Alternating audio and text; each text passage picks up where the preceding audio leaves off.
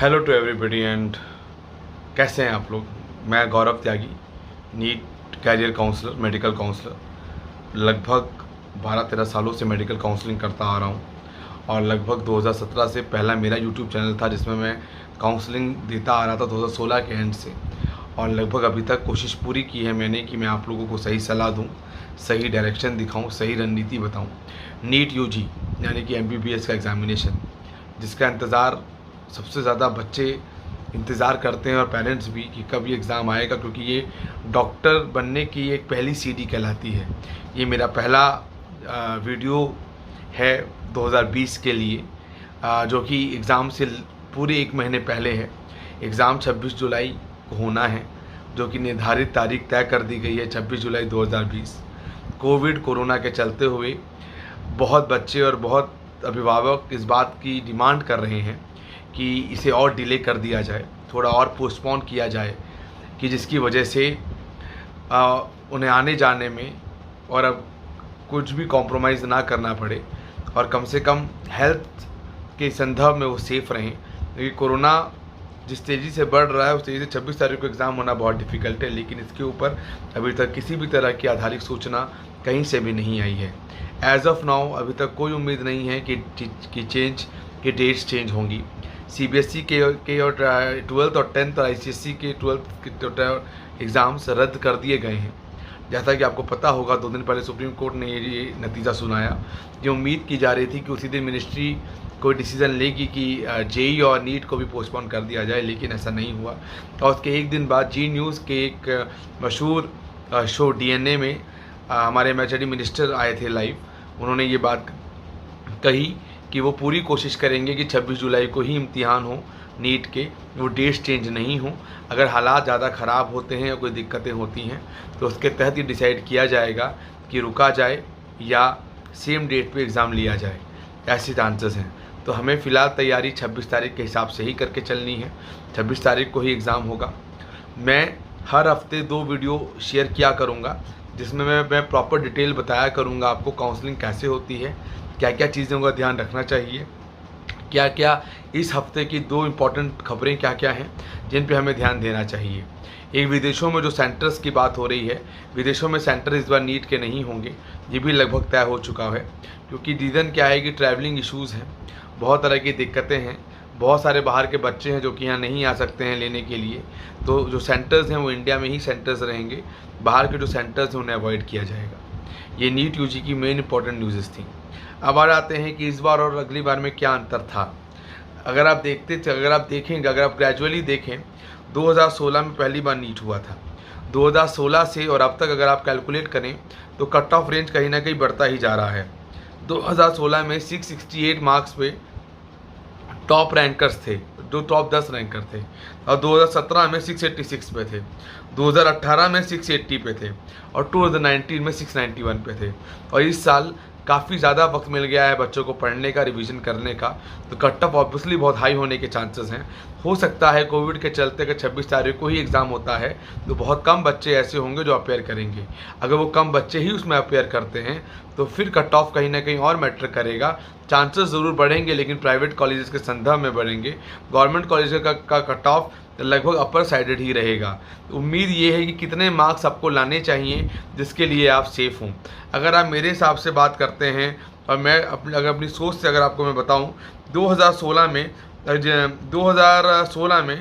जिन बच्चों के नंबर 490 के आसपास थे या 505 510 थे, वो बच्चे गवर्नमेंट सीट्स के लिए बहुत सेफ थे। 2017 में यही 536 537 540 तक बच्चे सेफ थे। 2018 में यही फिगर 528 530 पे आके रुका। यहाँ भी बच्चे कहीं ना कहीं गवर्नमेंट सीट्स के लिए सेफ थे। लेकिन जो पिछला साल गया 2019, इसमें अगर हम बात करें तो इसमें 568 572 तक लास्ट सीटें स्टेट राउंड में जाती हुई नजर आई। तो इस बार जो अनुमान है कि कितने नंबर आपको लाने हैं अगर गवर्नमेंट लेना है, अगर आपको गवर्नमेंट लाना है तो मेरे हिसाब से आपका नंबर का जो रेंज होना चाहिए वो 560 से लेके 580 के बीच आपका होना ज़रूरी है। 580 582 तक रहेंगे तो आपको गवर्नमेंट सीट्स मिल जानी चाहिए मेडिकल काउंसलिंग के तहत। एमसीसी की काउंसलिंग कई चरणों में होती है। एक ऑल इंडिया कराता है, एक डीम्ड होती है, एक सेंट्रल होती है, एक डीयू होती है, एक एआईएफएमसी होती है।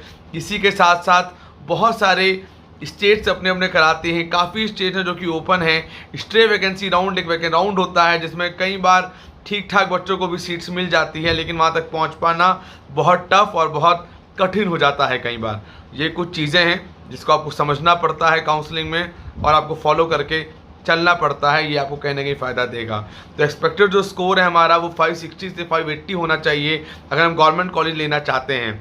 इस साल अभी तक लगभग जो सीटें हमारे पास अवेलेबल हैं वो लगभग 80,095 सीटें हैं जो कि अभी तक बढ़ चुकी हैं टोटल इस बार, जो कि लास्ट ईयर से काफ़ी ज़्यादा हैं। अभी तक लगभग 7 कॉलेजेस हैं जिसमें 950 सीट्स हैं जो कि बढ़ी हैं इस साल के मुताबिक। तो ये बहुत इंपॉर्टेंट खबर है इस साल के संदर्भ में देखी जाए। हमें इतने नंबर लाने हैं, पोस्टपोन होने का कोई भी डिसीजन अभी आने वाला है नहीं। इसके बाद जो भी काउंसलिंग की गाइडेंस होगी या जो भी काउंसलिंग की स्ट्रेटजी होगी वो हमें बना के चलनी है। पहले हमें एग्ज़ाम देना है, एग्ज़ाम के साथ हमें बहुत चीज़ों का ध्यान रखना है कि कैसे होगा, किस हिसाब से होगा। एनटीए ने एक अभ्यास ऐप एमएचआरडी ने लॉन्च की है, वो हिंदी में भी है और डिफरेंट लैंग्वेजेस में भी आती है। आप उसमें एग्ज़ाम देते रहें, प्रैक्टिस करते रहें। अब तक लगभग 20 लाख बच्चों ने वो ऐप डाउनलोड किया है। उसमें कुछ बच्चे ऐसे भी हैं जो इस बार एग्ज़ाम देंगे, इस बार दे नहीं रहे, वो भी हैं। तो लोग कोशिश कर रहे हैं। उस ऐप पे आप एकदम ज़रूर अपनी काउंसलिंग आपकी अच्छे मार्क्स पे ही डिपेंड करेगी। काउंसलिंग एक अलग पैटर्न है। अच्छे मार्क्स लाने के लिए प्रैक्टिस होना बहुत ज़रूरी है। अच्छे मार्क्स लाने के लिए रेगुलर एग्ज़ाम में अपडेट होना बहुत ज़रूरी है। इन चीज़ों को का ध्यान देना बहुत ज़्यादा अनिवार्य और बहुत ज़्यादा ज़रूरी है अगर हम हर संदर्भ में देखें काउंसलिंग के। तो इसीलिए मैं आपसे इस बात की रिक्वेस्ट करूँगा आप सभी बच्चों से कि आप एकदम अपडेटेड रहें, बिल्कुल भी लेट ना हो, टाइम टू टाइम चीज़ों को देखते रहें, प्रैक्टिस पूरी करें। गवर्नमेंट ने जो अभ्यास ऐप बनाया है एनटीए ने, उस पर आप रेगुलर एग्ज़ाम देते रहें, प्रैक्टिस करते रहें, तो आपको एग्ज़ाम देते वक्त बहुत आसानी होगी और कहीं ना कहीं फ़ायदा भी ज़रूर नज़र आएगा। गवर्नमेंट कॉलेजों में भी कुछ जगह एनआरआई कोटा की सीट्स होती हैं, इस बात का भी आपको ध्यान रखना है। अगर कहीं नंबर कम रह गए तो हमें सारे ऑप्शंस देखने हैं कि हम काउंसलिंग के तहत कैसे बढ़ सकते हैं। काउंसलिंग सुचारू रूप से चलनी चाहिए, काउंसलिंग के सही पैटर्न होने चाहिए, काउंसलिंग में किसी भी तरह की कोई दिक्कत नहीं होनी चाहिए और टाइम टू टाइम हमें अपडेट रहना चाहिए। इन कुछ बातों का ध्यान रखना हमारे लिए सख्त आवश्यक है। अगर हमें अच्छा कॉलेज लेना है अपने मार्क्स के अकॉर्डिंग, मार्क्स आ जाना और काउंसलिंग अच्छे से नहीं करना या कॉलेज अच्छा नहीं मिलना, ये एक अलग सिनेरियो होता है। इन सभी चीज़ों को लेके चलना और ये समझना कौन सही इन्फॉर्मेशन दे रहा है, कौन गलत दे रहा है, किस में कितनी सच्चाई है, किस में कितनी गलत चीज़ें हैं, इन सभी चीज़ों को तोल मतोल के चलना ये भी बहुत ज़रूरी है। कुछ लोग हैं ऐसे जो कोशिश करते हैं कि अफवाह फैलें। जैसे कुछ लोगों ने कहा कि नीट यूजी कैंसिल होगा।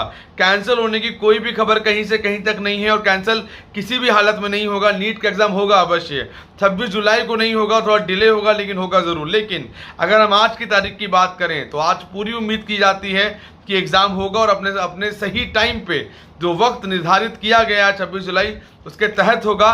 लोग कोशिश कर रहे हैं कि चीज़ें डिले हों, जिसकी वजह से हेल्थ के साथ कोई भी कॉम्प्रोमाइज़ बच्चे ना कर पाएँ, क्योंकि बहुत ज़रूरी है इस बात का होना। लेकिन अभी तक हेल्थ मिनिस्ट्री से ऐसा कोई भी ऑर्डर एमएचआरडी से आया नहीं है और ना कि रमेश पोखरियाल जी ने ऐसा कोई भी डिसीजन अभी तक दिया है कि एग्ज़ाम पोस्टपोन होगा। हो सकता है जुलाई के पहले और दूसरे हफ्ते में ऐसा कोई निर्णय ले लिया जाए, लेकिन फ़िलहाल ऐसे निर्णय लेने की कोई भी नौबत या कोई भी चीज़ अभी फ़िलहाल नज़र नहीं आ रही है। और अपने जो अब्रॉड वाले सेंटर्स की बात थी, उन बच्चों के लिए ज़रूर एक निराशा है कि वहाँ पे इस बार एग्ज़ाम्स नहीं हो पाएंगे। इंडिया के लगभग सभी सेंटर्स में होंगे। कैसे होंगे, किस तरह से होंगे, इसकी डिटेलिंग पूरी तरह से एनटीए हमें प्रोवाइड करेगा, अभी उन्होंने की नहीं है। तो इन चीज़ों का ध्यान दें, प्रॉपर अपडेटेड रहें, चैनल को लाइक करें, शेयर करें, सब्सक्राइब करें, बच्चों तक पहुंचाएं जिनसे उन्हें पता रहे काउंसलिंग कैसे होनी है, किस पैटर्न पे होनी है, किस तरह से चलना है, कि कोई दिक्कत या परेशानी ना हो कि जिससे हमारा एक बहुमूल्य ईयर वेस्ट हो जाए।